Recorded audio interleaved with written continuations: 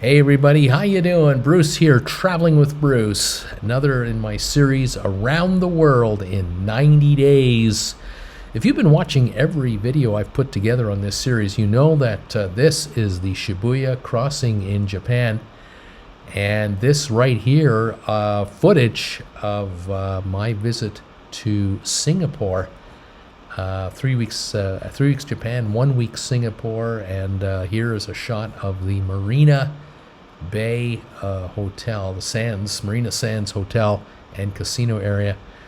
One of the most photographed structures probably in all of Asia. That was quite an interesting thing to visit. And of course, after leaving Singapore, I flew to Dubai and ended up here one day at the Atlantis Resort, and I was having a lovely latte and a little piece of cake and watching the fish in the aquarium here. Put it on time lapse and let you see how big these aquariums are. Once I left Dubai, I ended up in Amsterdam catching up with Auntie Jen, and we stayed at the Hilton Hotel in Amsterdam, where John and Yoko had their bed in back in 1969. And from there, we made our way to Southampton about a week later, and we got on the P&O Iona cruise ship. And I just did a video about that a few days ago, and very disappointed in the cabin and very disappointed in the cruise. You can check that out for yourself. But we made it then to Rome to catch the ship with Oceania. Check this out. Okay, we made it. The update, we're here. Here is the marina. You can see it behind me there. We're here at our cruise. Jen and I have survived it. The sun is in our face. It's a wonderful day here in Civitavecchia in Italy. And we survived the rail strike. We survived the cancellation of our train rides. We survived the having to pick up tickets on the fly, the whole 9 yards, and we've gone through all of the security features here at the port in Civitavecchia, just for the Rome people. And here's the marina. The ship is waiting for us. We're about to board. Let's see how it all works out. We can't wait to unpack and be done for 12 days and relax. So thank you for joining me. We'll keep you posted, everybody. Thank you all. Bye for now. Once we got on the marina, the Oceania Marina, we unpacked and got ready a few hours later for departure. And I caught this ship leaving the port of Civitavecchia, the Ilma, the brand new ship for Ritz-Carlton Cruise Lines. And this ship looks like a gigantic yacht. And this one cost a little bit of money. If you want to be on here, you're going to have to part with probably $800 to $1,200 a night per person on this ship here. I believe the passenger count is in the 700s, so it's a very high passenger to cruise ratio. I don't have the numbers in front of me. Behind that ship, ironically, P&O. There's a P&O ship behind there. And we had just finished a P&O cruise a few weeks earlier, and what a difference. There is a night and day difference between the ship. Those folks are waving at me, I'm waving at them. And I'll tell you, those folks on that ship are going to be pampered royally. The folks on P&O, well, that's kind of like a carnival line.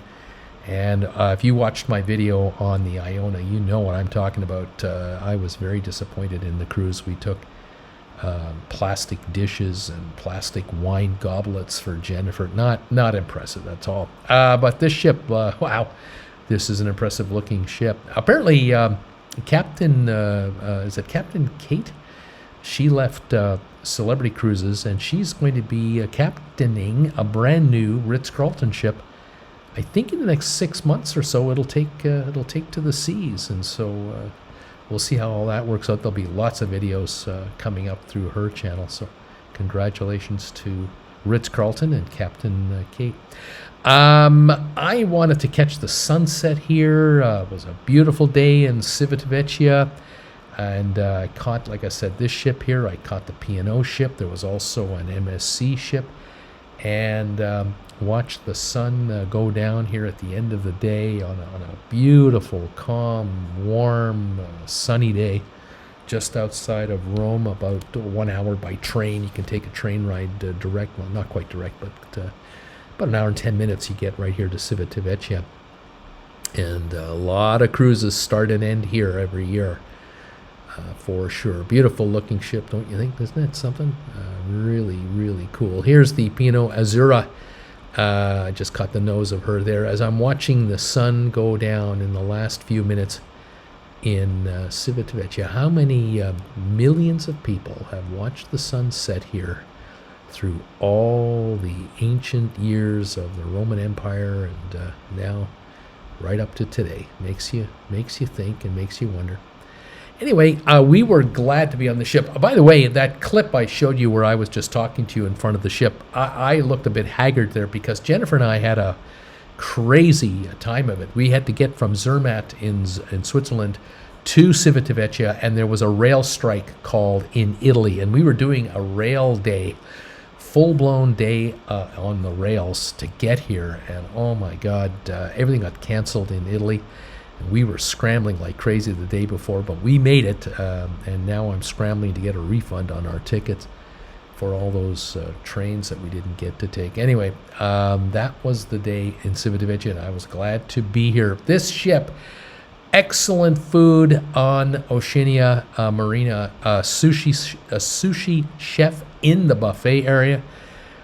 They make you a fresh Caesar salad on demand if you'd like. This is the buffet, folks. I'm telling you, it was unbelievable. Jen and I were really enjoying it. The desserts were delectable. Ice cream available, no extra charge. Sodas, no extra charge.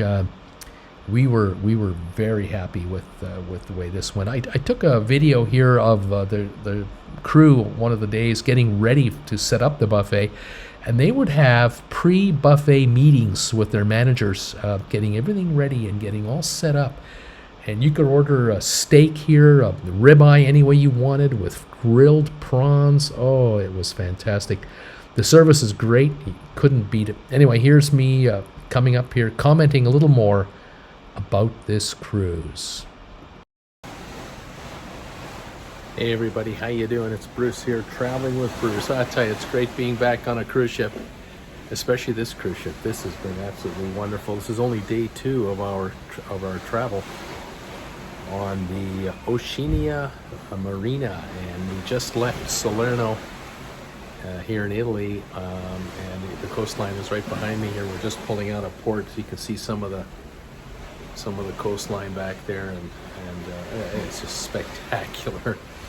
We're only about 30-40 miles south of Naples, and 30 miles from Mount Vesuvius.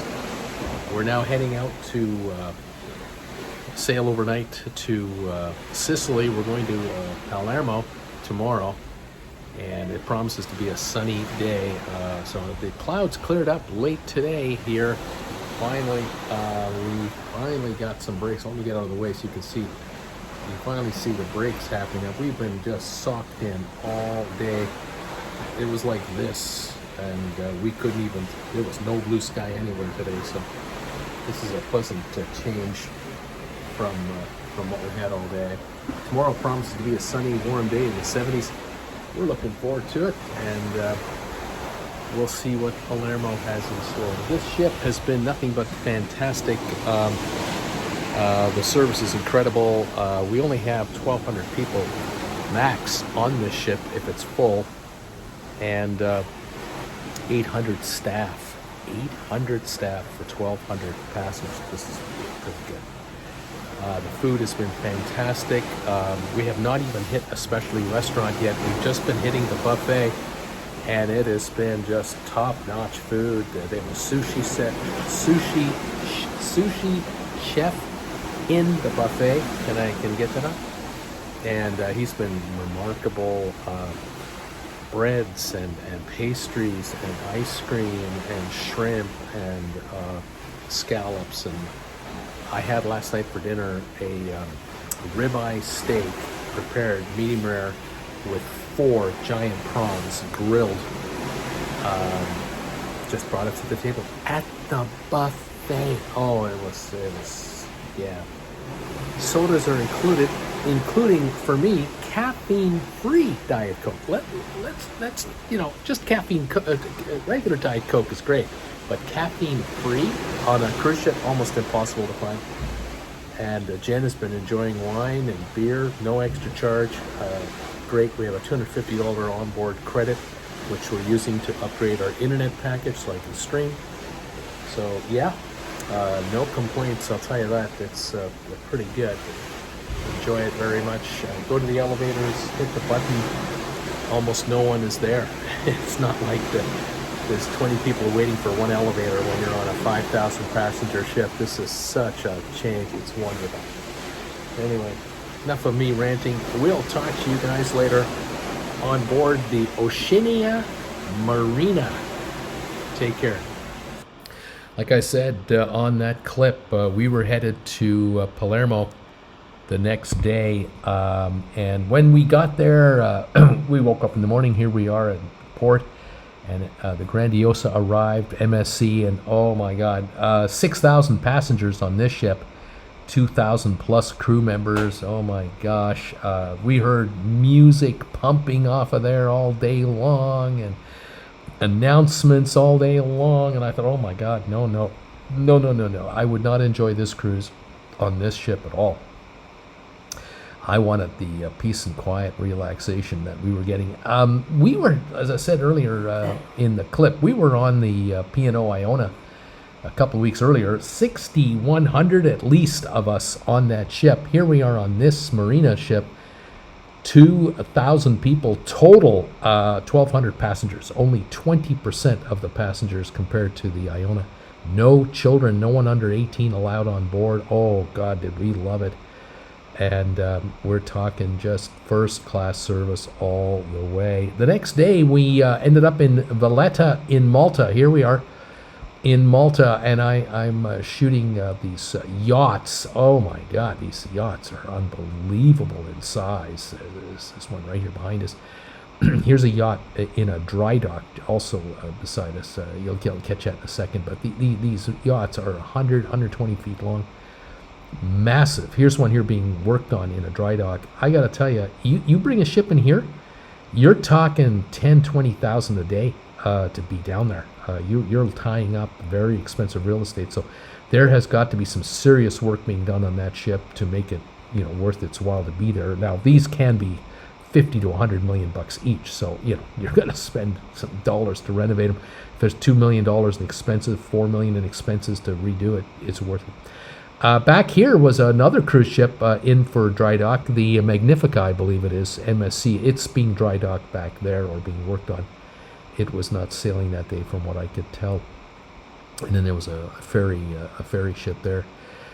Gorgeous day in Valletta, Malta. We really enjoyed it. So Palermo, Valletta, 1, 2, 3 days right off the bat, and it was very nice. Later in the day, as we were heading out, it was sunset, and the sun was already down, and now the lights were coming on, and it was just magical to film this scene as we were pulling out from the port here in Valletta, Malta. Now, I have to confess, Jen and I really didn't get off the ship at all.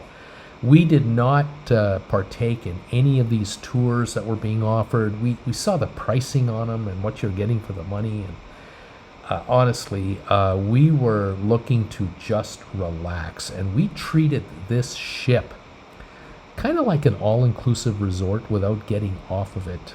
And we felt we missed nothing. We didn't feel like we missed a darn thing. I was in the spa every day, getting a steam and enjoying the jacuzzis. And I tell you, I used the 12 days that we were on this ship as a holiday. Now, later on, you'll hear me talk about the fact that we were on this ship for 14 days. That is not true. From October the 4th, Saturday, until Thursday, October 16th, we were on this ship. And we had a 12-day adventure. We loved it. The day after this cruise, we had a sea day, and we worked our way to Crete, and then we went to Marmaris, Turkey, Antalya, Turkey, Kos, Greece, Santorini, Izmir, and then a day and a half in Istanbul. And we really only got off the ship in Marmaris, I believe. We were off the ship for maybe 2 hours, and we ended up in the downtown area of Marmaris. And tell you, it's tourist trap city. It's all it was. It was just a tourist trap. Very disappointing. Jennifer and I walked around sort of an indoor-outdoor kind of covered, bizarre area, which was just set up simply for tourists. It really wasn't authentic as far as where the locals would shop. And it was incredibly disappointing. Looking at the shop owners, you can just tell the stress that they are under to make a buck, especially being in Turkey. That country is in such distress economically. You could feel it. I was uncomfortable. I didn't want to be there. I tell you that people were coming out of their stores to talk to us. Oh, hi, where are you from? Just to get you in there. No, thanks. None of the items in these stores had price tags. You couldn't tell what a pair of shoes were, what a purse was, what a ring was. They had no price tags. It was all going to be haggle, haggle, haggle, and oh, are you at a disadvantage because you have no idea that bracelet they're asking $150 for costs them $6. I mean, you just don't want to play this game. Call me an old fart, but I'll tell you, I was not interested. In any event, look at the footage here. Oh gosh, just fantastic. This is what I wanted out of this cruise, and this is what we got. What's that? Yeah, I know. That's right. But there was one stop we couldn't make, which was Kos, K-O-S, Greece. Far too windy, and we had to just keep on sailing. Didn't mind it a bit. It was another sea day. It was a bit rough, but the ship handled it just fine. And I didn't care because I did not have any onshore excursions booked. I did talk to a few passengers about their excursions. Some were happy and some were not. But a common thread was the amount of money that people were spending to do these sessions was just insanity. It was almost impossible to find an outing that was under $150 US. We're talking in some cases $200, $250 for a bus ride to some ancient site, and then a tour, a quick guide. There was one passenger I talked to who had gone to what's it called, Ephesus, EUPHSUS or something like that. World Heritage Site. Absolutely no question about the validity of the Roman ruins and the incredible architecture and amphitheater and anything else you would have seen, the temples. The problem was that the passenger we talked to was a retired, I believe a retired school teacher, and this trip cost a fortune to go on, and they went on this day-long outing, and she told us that when they got there, there were 60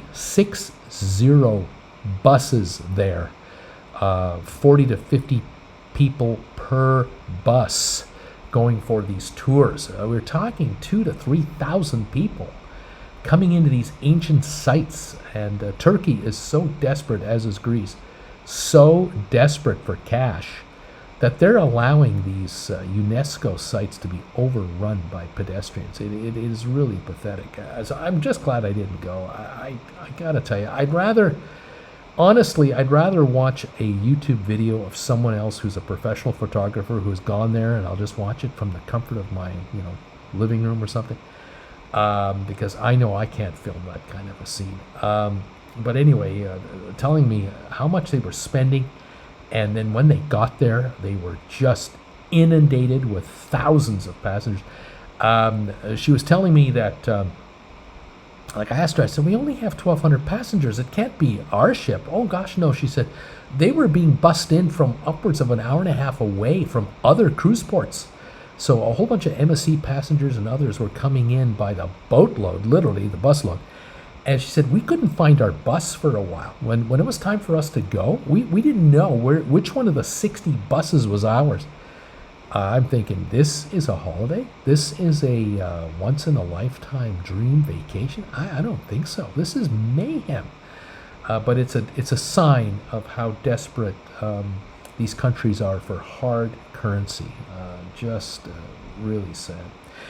Anyway, I tell you, Jen and I love being on this ship and avoiding all of those stories and just relaxing. Jennifer would read a book. I would go for my steam bath and go for walks around the upper decks here and film these scenes in this gorgeous late summer, early fall weather. We were talking temperatures of between like 66 and 76 degrees with an occasional bit of wind, but other days no wind at all, and it would be 70 degrees out, but it would feel like 78 degrees with the sun shining on you. I tell you, it was absolutely lovely, knowing that we're going to have a gourmet breakfast every morning and wonderful, you can snack all day long, and in the evenings, fantastic different selection of dinners every night. How can you go wrong?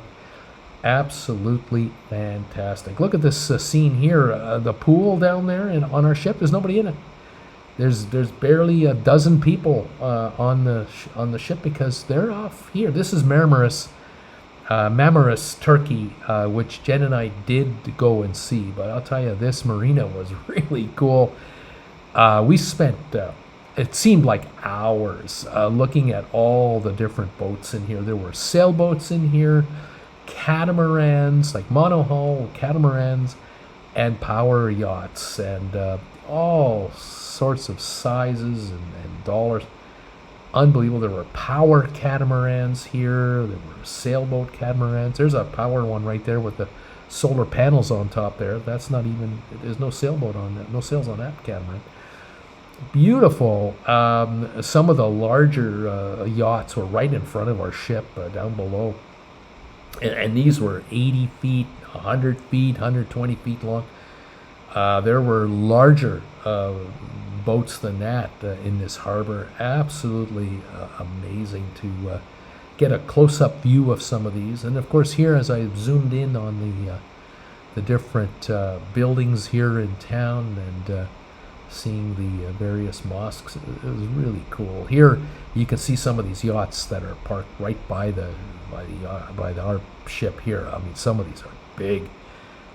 There's a scene I did film, one scene where I found a gentleman on board his yacht, and he had a little puppy dog with him, and it was kind of cute. But you can also just get a sense of scale as to how large these vessels truly are. And you want to talk about a meter running, how expensive it is to be on one of these. Look at the gentleman at the back of this one right here. You see him just sitting there?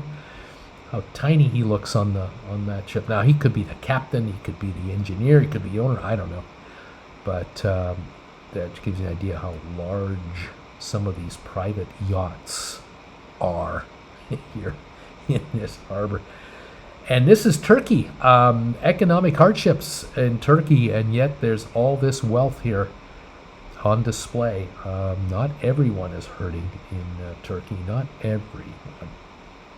I think this is the time of the day we were getting ready to go. They're pulling up the gangplank here. We're done, and everyone's on board that has to be on board, and we are getting ready to leave. And so here goes the gangway, and soon they would untie the ropes, and we would depart Marmaris for the day, and move on to our next location. Yeah, the sun is setting, the shadow is getting longer, and off we get ready to go. I think, yeah, here comes the scene with the gentleman and his dog. I think. You see if I can. There he is. Yeah, there he is. The little puppy dog hanging off the back of the couch there. Look at that. That little guy was just enjoying life. Let me tell you, that little dog. We saw him all day long back there and having a good old time. And I'm not sure if that's the owner or if that's the engineer or the skipper or who that guy is. But yeah, you can live full-time on these. They certainly have all the amenities. No problem at all. And there were a lot of vehicles coming up and down that pier all day long, delivering groceries and other services. We saw one of the ships there. They had about 20 boxes from Amazon. I thought, oh my God, even Amazon delivers here. I couldn't believe it. And there's all kinds of activity in this little marina. Actually, a big marina for private vessels. Some of those sailboats back here, very tall masts. There were a couple sailboats that were over 100 feet long, maybe 120 feet long. Really full-size vessels, really something. But it was a beautiful day, and it was great to get these scenes and these shots one last time as we said goodbye to Marmaris. Here is Santorini in Greece. We were here on Monday, October 13th, and there were a couple of ships in town or in the harbor, apart from ourselves. That's a much smaller vessel than we are. I can't even remember the name of that small vessel there. There were ferries running all over the place here. There were, during the day, some of these larger ferries were coming in from the mainland, and settlements up here at the top of the cliff, hanging precariously off the sides. There were also abandoned buildings up there, which I found interesting. Fully abandoned, that long ago lost their luster. They may have been painted white at one time, but they're now just concrete hulks. There's also an abandoned mine up there. I don't know what they were mining way back when. But there's the shot that everyone knows. That's the Santorini area that most of the travel brochures highlight, with that twisty, windy roadway up there. That's apparently for walking and donkeys. That was shut down. On the day we were in port, that twisty, windy area was closed. You had to go up there by cable car, the only way to go. And we had a Virgin Voyages ship in the harbor. Look at the smoke coming off the top of the smokestack there. This is really sad to see. Santorinians, the folks here living here, are trying to limit the number of ships per day that are going to come into port going forward the next few years. And I can see why, because if you've got 4 or 5 or 6 of us sitting here belching out this filth into the air, how awful is it really if the wind is going right towards Santorini? I mean, can you really enjoy yourself? I did talk to a gentleman who was here. He got off the ship and went on shore, and he was telling me it was miserable. He said it was, to ride the cable car is 10 euros each direction. Only 36 people at a time could go up or come down, because there were 6 cars sort of interlinked to each other. And later in the day, the Norwegian Epic ship showed up. Here it is right here, the Norwegian Epic. 3,800 passengers, 2,000 passengers from the Virgin ship, 1,200 from ours. Do the math. We're talking 6,000, 7,000 people going up and down just those cable cars right there. You see them there? 36 at a time can go up and 36 at a time can come down. We were talking, like in some cases, 2-hour wait times to take the ferry up or down. Are you kidding me? No thanks. I don't want to waste 1 or 2 hours each direction just standing around in the sun and forced to buy a $4 bottle of water or a €5 Coke or an $8 beer if you can even do it. No thanks. And then when you're up there, you're looking for a bathroom. You're looking for a place in the shade.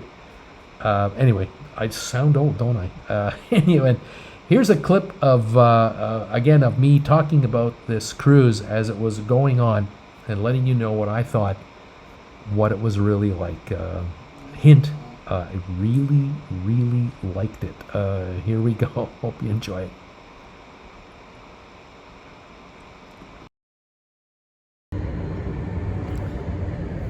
Good morning, everybody. How you doing? It's Bruce here, traveling with Bruce. And I wish you a pleasant good day, good morning from Turkey. I am in, I pronounce it, most of us maybe in Canada, US pronounce it Izmir, but it's Izmir, I-Z-M-I-R, I guess is spelling Izmir.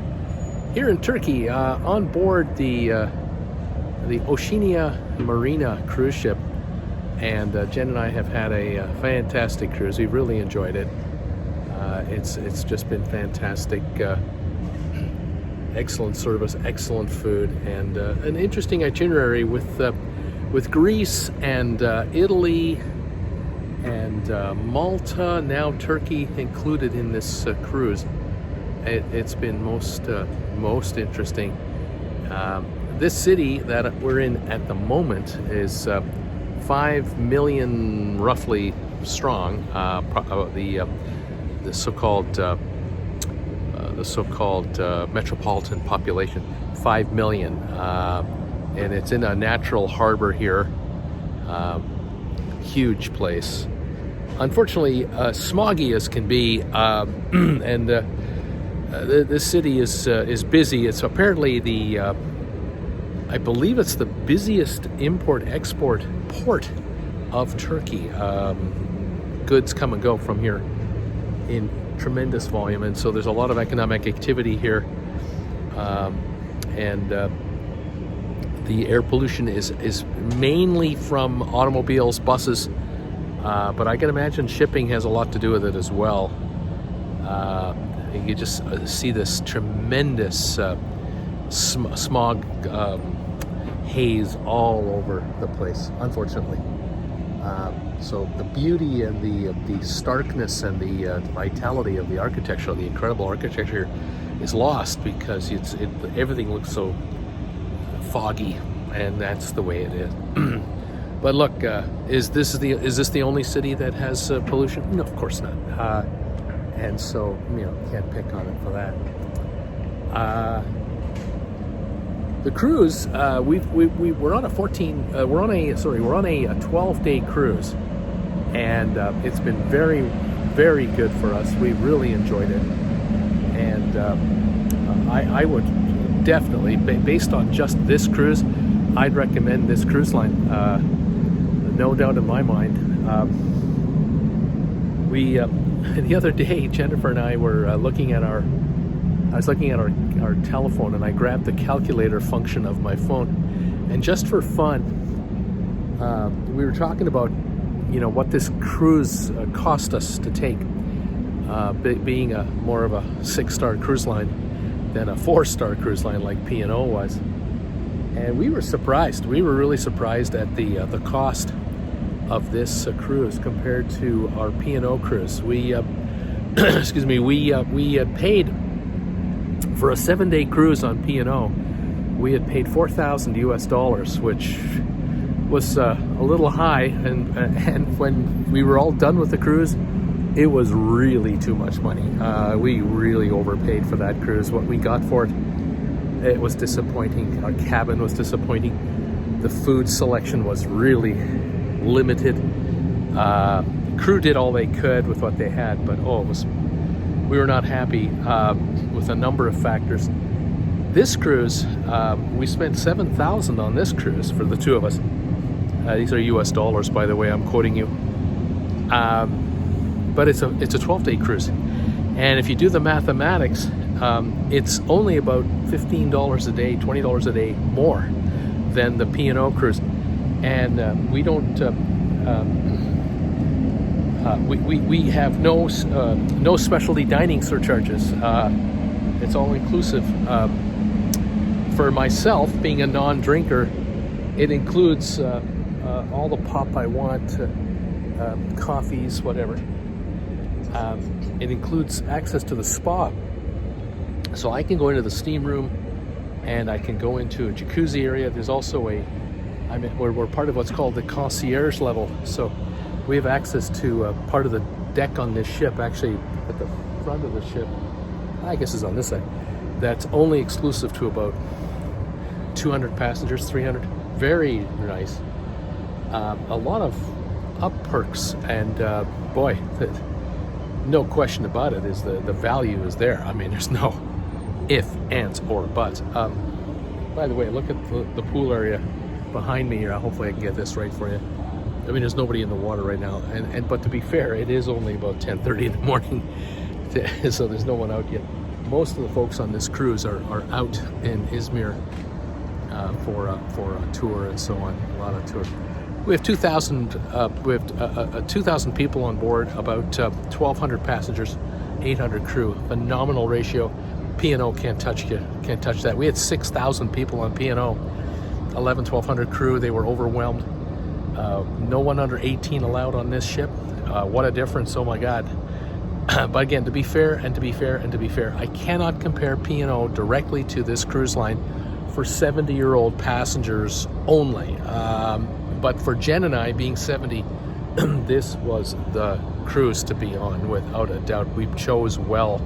We chose wisely. P&O for 70-year-olds. If you're a grandparent with grandkids, great. Knock yourself out, because there are going to be a ton of grandkids on those ships, screaming and yelling and running and having a great old time. And if you're a 7-year-old like me who wants peace and quiet, you're not gonna like it.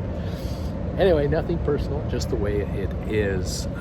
Just a few thoughts on this cruise so far from me. There you go. The mathematics worked out quite nicely, I have to say. We are in Budapest. We were approaching our marina here, our dock, and we saw the Viking Star already here, and we also saw Holland America. I think it's the new, is it the new Staten Dam? I can't remember. Anyway, they were already here. The new Staten Dam left late in the afternoon. We stayed overnight here in Istanbul, and we had to get off the ship the next day. You can see in the far right there the bridge that connects Europe to Asia. And this is the European side where the ships are, and over to the right is the Asian side of Turkey. There's the bridge right there, giant suspension bridge. There are ferries everywhere in that harbor, coming and going, and it was a sight to behold, no question about it. And like I said, I found it very interesting. I did not get off the ship for any tours. Jen and I just stayed on the vessel and considered this to be an all-inclusive holiday for ourselves, and that was that. There's a clip coming up here of me describing this area, and you have to forgive me. I'm quoting this as a 14-day cruise. It's not. It was a 12-day cruise. I wouldn't have minded being on it for 14 or 16 days. Honestly, I wouldn't have minded a few more days. That's how much I enjoyed this vessel. It was absolutely wonderful, and enjoyed very much the itinerary and the fellow passengers. It was really nice, and the staff on board the ship. It was just a pleasure being on this cruise for the 12 days that we were on it. Here are my closing thoughts. I'll talk to you in just a second. Here we go. Okay, I'm back. Hey everybody, Bruce here. TWB. I am filming you from Istanbul, Turkey.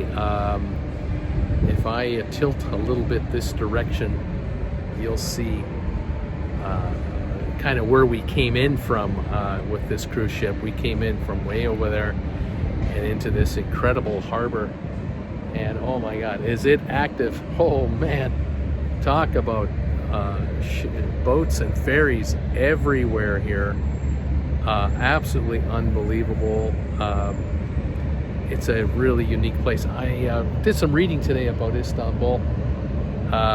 15 million people live here, and it is a city that 1/3 of the population lives on the Asian side, and 2/3 of the population lives on the European side. And behind me, you're looking at the European side, including my ship that I'm on.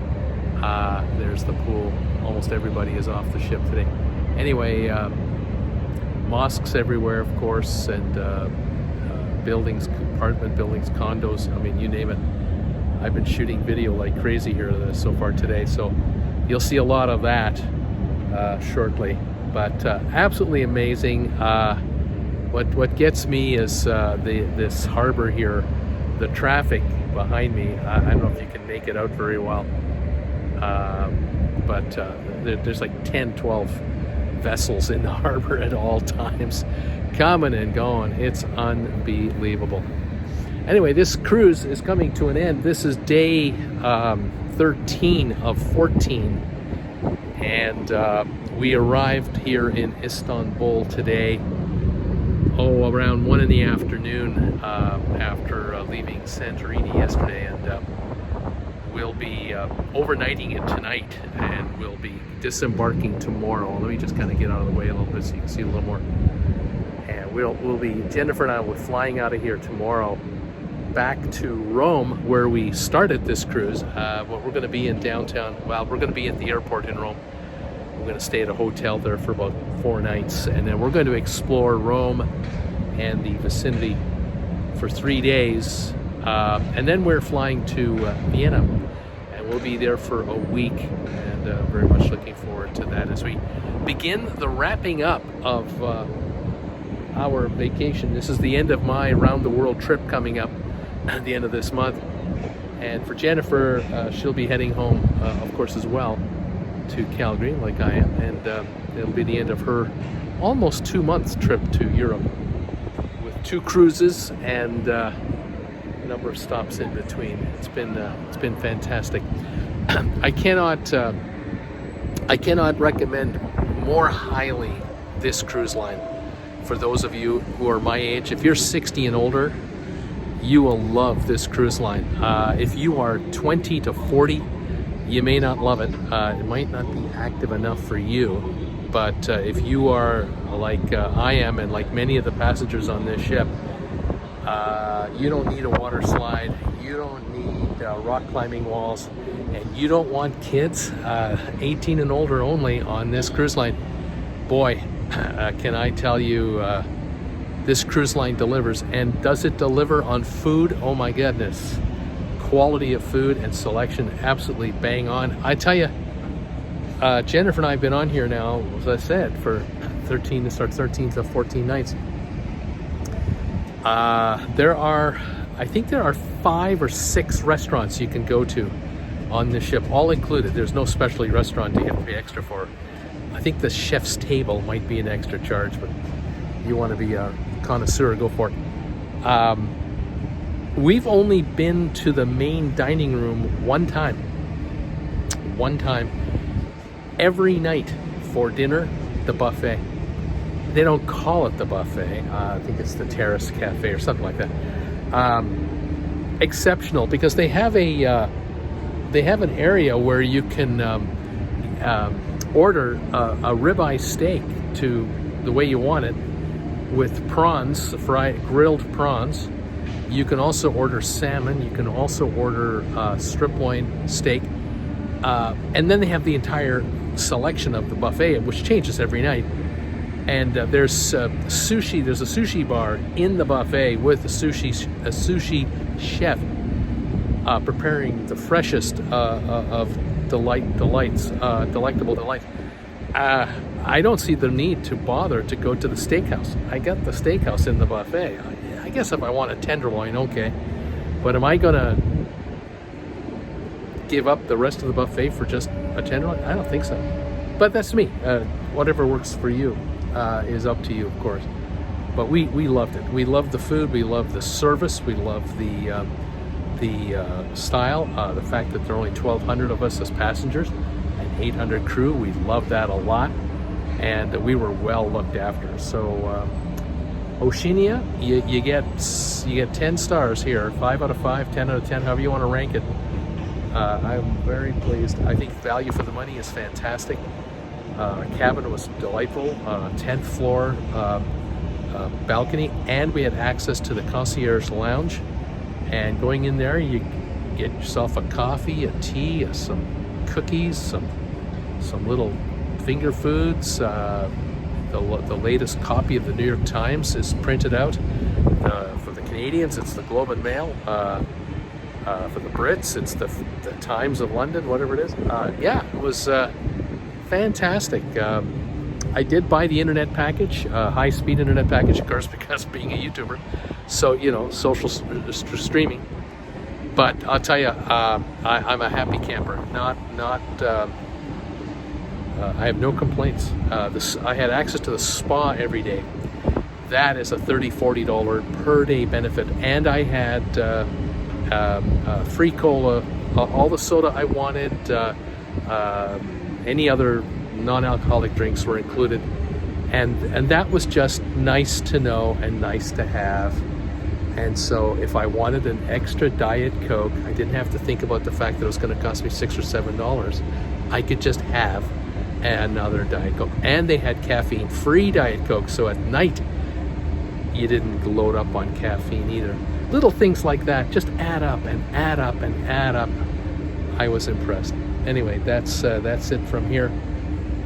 You'll see videos coming out about this cruise and our P&O cruise, which was the complete opposite of this cruise, shortly, so stick around. Talk to you later.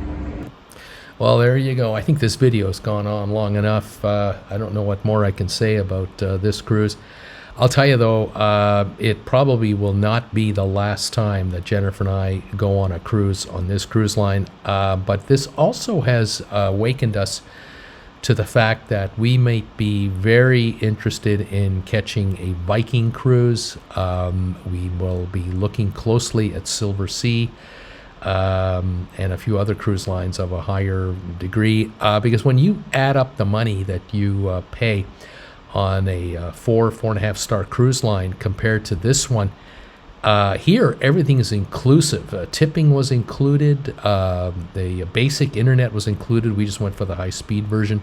The spa was included, sodas, coffees included, no specialty dining surcharges. I know that doing the math, I figured that of the $7,000 US that we spent to be on this cruise, I'm gonna guess that the spa and the tipping savings and the basic internet and then the soft drinks and coffee, right there, over $1,500, $2,000. I mean, right there. So you're down to you know, $4 or $5 grand for the cruise on a you know, nice sized cruise ship, 800 feet long, good sized ship with specialty dining included. I mean, that again, another savings. Yeah, this was a good deal. No complaints from the dollar end at all. So there you go. Anyway, thank you for joining me and tolerating this super long video. If you've survived this long, please hit the thumbs up button for us and share this video with any friends. If you've got friends that are thinking of taking a cruise into the Mediterranean, this cruise line, well worth your consideration. Oceania in the Bahamas and Caribbean would be a good idea. Mexican Riviera, Alaska cruise, wherever they want to go, you may want to give it a serious consideration. We'll keep the videos coming, everybody, and thank you again for your support of this channel, Traveling with Bruce. And Bruce and Auntie Jen say we'll see you later, and we'll catch you on the next one. All the best to everybody out there. Bye for now.